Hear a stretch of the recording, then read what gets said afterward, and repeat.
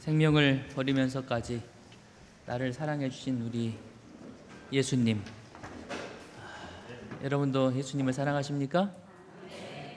네, 우리 예수님 사랑합니다 라고 한번 고백해 볼까요? 다 같이. 예수님 사랑합니다. 오늘은 성만찬 예식이 있는 안식일입니다. 말씀을 보기 전에 성만찬 예식이 있을 때면 늘 받는 질문 가운데 하나가 세종 예식과 성만찬 예식에 참여할 수 있는 사람과 없는 사람에 대한 질문을 간혹 받습니다. 예전에 가지고 오셨던 어떤 관습들이 우리에게 아직 영향을 미쳐서 그런데요. 정확하게 교회 요람적으로 말씀을 드리면, 먼저 성만찬 예식은 침례를 받았든 받지 않았든 관계없이 그가 예수 그리스도를 개인의 구주로 영접하고 십자가의 그 의미를 알기 때문에 내가 예식에 참여하겠습니다 라고 말한다면 누구나 참여할 수 있습니다. 혹여 제3자가 그 사람을 보았을 때에 현재 그 사람의 삶에 어떤 중대한 과오가 있고 모두가 알고 있는 범죄가 있다 할지라도 그것 때문에 제3자가 당신은 성만찬에 참여하면 안 돼 라고 말할 수 없다라고 예언의 신과 교회 요람에 명시되어 있습니다. 그걸 기억해 주시고요. 세종 예식에는 과거에 너는 목욕을 했으니까 발만 씻으면 돼 라고 하신 예수님 말씀 때문에 그걸 반대로 이해해서 목욕을 안 했으면 발도 못 씻어 라고 이해를 해서 침례를 안 받았으면 세종 예식을 참여하는 게 불가능하다고 하는 게 과거 제가 어렸을 때 그런 경향이 있었습니다. 그래서 아직도 그런 질문들이 있는데요. 침례를 안 받으신 분이 세종 예식 참여하지 않으시겠다고 하면 굳이 하시라고 막 할 필요는 없겠지만, 그러나 침례를 받지 않은 것이 세종 예식에 참여하지 못하는 결정적 요인은 아니다라는 걸 다시 한번 침례식 때마다 우리가 그런 생각들이 있어서 말씀을 드렸습니다. 오늘은 성만찬 예식까지 진행해야 되기 때문에 짧은 시간 예식 전 말씀 보고 그리고 성만찬 예식을 진행하도록 하겠습니다. 누가복음 8장 5절 같이 읽겠습니다. 시작. 씨를 뿌리는 자가 그 씨를 뿌리러 나가서. 오늘 말씀의 제목은 씨를 뿌리는 자입니다.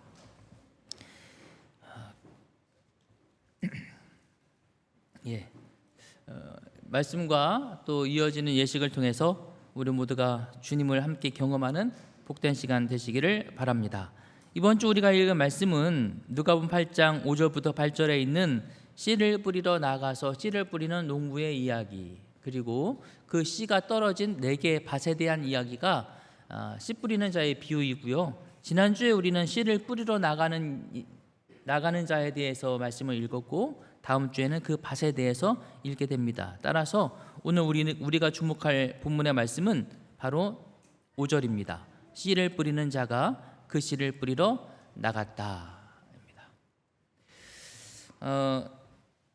최근에 스페인 법정에서 재판 하나가 열렸습니다. 아버지가 아들을 상대로 소송을 건 것입니다. 내용은 이것입니다. 28살이나 된 아들을 내가 부양하고 있는데 법정에서 내가 이 아이를 부양할 필요가 없다는 것을 판결내 주십시오.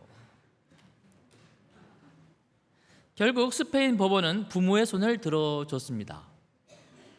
부모님이 아이 양육 안 해도 돼. 이해가 가는 상황이기도 합니다. 이 아이가 대학교를 졸업하고 28살이 될 때까지 일을 안 해요. 지금까지 일을 한 게 40일밖에 일을 안 했대요.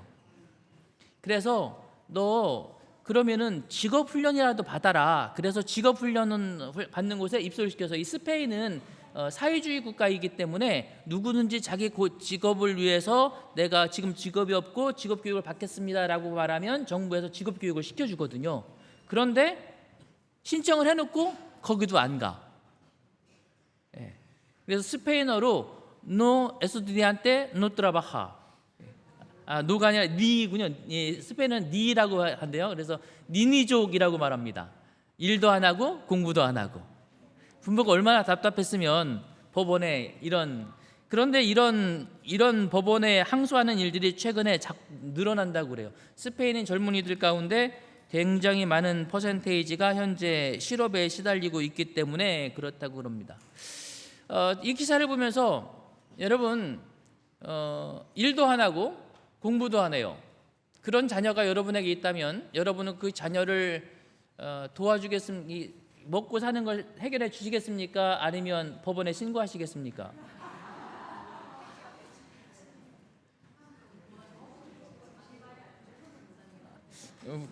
우리가 이 부모의 심령이 안 돼, 이 아버지 심령이 안 돼서 그런지도 모르겠지만 한국인의 정서에서는 아무리 그래도 그렇지. 예. 그런데 하나님은 우리가 아무 일도 안 해도, 그럴 만한 자격도 없어도, 그럴 만한 아무 능력도 없어도 주님은 우리를 위하여 모든 것을 해주신 분이라는 사실을 기억하게 됩니다. 그 하나님께서 오늘 우리를 위하여 이 땅에 오셨어요. 이 땅에 오신 예수님의 직업이 무엇이었을까요? 뭐라고요? 목수? 아직 센스가 약간 부족하네. 그렇죠. 이 땅에 오신 예수님의 직업이 뭐라고요? 씨 뿌리는 자이십니다. 예수님은 밭에서 씨 뿌리는 자처럼 하늘의 진리의 씨를 뿌리기 위하여 이 세상에 오셨다. 예수님이 이 땅에 오신 목적을 오늘 이 비유를 통해서 예수님은 사람들에게 이야기하는 것입니다. 나는 이 땅에 씨를 뿌리러 왔다. 좋은 씨를 뿌리는 자는 인자요, 그리스도께서는 왕으로서가 아니요 씨를 뿌리는 자로서 오신 것이다. 나라들을 뒤집어 엎으려 하심이 아니요 오히려 손실과 실망의 경험을 겪고 신고를 맛본 뒤에 얻어지는 수확을 목표로 하도록 하기 위하여 오시었다. 이렇게 이야기하고 있습니다. 그러므로 예수님은 씨를 뿌리는 분이십니다. 예수님은 그 씨를 뿌리기 위하여 하늘의 보좌를 버리고 이 땅에 오셨습니다. 그분은 왜 씨를 뿌리러 오신 걸까요? 농부가 씨를 뿌리는 이유가 뭐예요?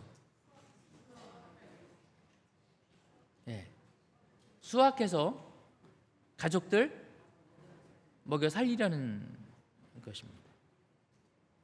예수님께서는 하늘의 보좌를 버리고 이 땅에 오셔서 씨를 뿌리십니다. 그리고 그 씨가 자라 오늘 우리가 말씀으로 건강하게 살아가도록 하시기 위하여 주님은 이 땅에 오신 것이지요. 실물교훈에서 씨 뿌리는 자의 이야기를 하면서 그 배경을 이렇게 설명하고 있습니다. 동양에서는 분란이 끊임없이 일어나 환란의 우려가 있기 때문에 일반 민중들은 성곽 안에 거주하고 농부는 매일 그 성곽 밖에 나가 일하는 것이 보통으로 되어 있었는데, 하늘의 씨를 뿌리는 자이신 그리스도께서도 그와 같이 나오셨다.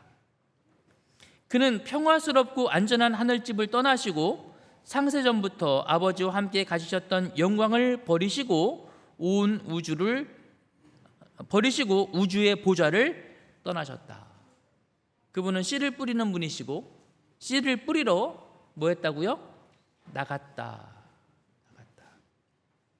설명하고 있는 것처럼 씨를 뿌리러 나가는 게 지금 우리가 갖고 있는 생각에는 뭐 아침에 일어나가지고 아침밥 먹고 해 뜨거워지기 전에 씨 뿌리러 나가잖아요, 그죠? 자연스러운 일상이지만, 그러나 예수님이 말씀하고 계시던 이 시대의 배경에서는 그것이 우리처럼 그렇게 자연스러운 현상, 편안한 현상이 아니라 때로는 목숨을 걸어야 되는 상황이라는 거죠. 어쩌면 우리가 겪었던 이런 상황일 수도 있습니다. 어느 한 마을에 6.25 전쟁이 터졌고 어느 한 마을에 인민군이 밀어 닥친다는 소식을 듣게 되었어요. 아버지와 어머니가 어린 아기를 품에 안고 가져갈 수 있는 양식을 챙긴 다음에 마을 뒷산 동굴로 숨어 들어갔습니다. 며칠이 지나면 인민군들이 물러갈 거라고 생각을 했어요. 그러나 아무리 시간이 지나도 전쟁이 끝나지를 않고 가져갔던 그 작은 양식들은 곧 바닥이 나고 말았습니다. 배고픈 아이들이 먹을 것이 없으니까 포채기 시작해요. 어떻게 해야 돼요? 아직 마을에는 인민군들이 아직도 거기에 진을 치고 있습니다. 내려가야 할까요? 장로님 어떻게 하실래요?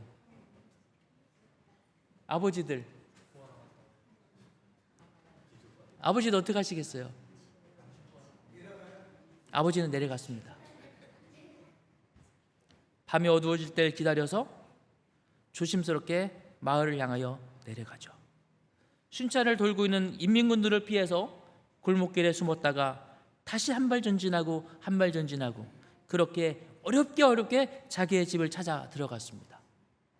곡식을 챙겼어요. 그리고 무거운 곡식을 들고 나올 때는 들어갈 때처럼 그렇게 재빠르게 움직일 수가 없었습니다. 결국은 인민군에게 발각되었고 산속에 자기의 가족들이 있다는 사실을 말할 수 없었기에 그는 그곳에서 총에 맞아 죽는 것을 운명으로 받아들입니다. 그게 아버지예요. 자식을 모하는 것, 먹이는 것. 오늘 예수 그리스도께서는 씨 뿌리는 자가 되어서 이 땅에 오셨다고 말하고 있습니다. 그 이유는 생명의 씨앗을 오늘 우리에게 심어주시고 그래서 우리가 영적으로 살아나도록 하시기 위하여 주님은 하늘의 보좌를 버리시고 이 땅에 십자가에 내려오셔서 우리를 위하여 하늘의 씨앗이 되신 것입니다. 그러므로 사랑하는 믿음의 성도 여러분, 오늘 성만찬 예식을 경험하면서 오늘 우리를 위하여 씨 뿌리는 자가 되신 예수 그리스도를 다시 한번 기억하시게 되기를 간절히 바랍니다. 씨를 뿌리는 자를 표현하면 예수님께서 이 비유를 말씀하시면서 농부가 밭에 씨를 뿌리러 나갔다 이렇게 말할 수 있잖아요. 씨를 뿌리러 나가는 사람은 농부죠. 그런데 예수님은 씨를 뿌리는 자라고 언급하시고 계십니다. 농부가 씨를 뿌리러 나갔다고 말씀하지 아니하시고 누가 씨를 뿌리러 나갔다고요? 씨를 뿌리는 자가 씨 뿌리러 나갔다고 말씀하십니다. 농부하고 씨 뿌리는 자하고 어떤 차이가 있을까요?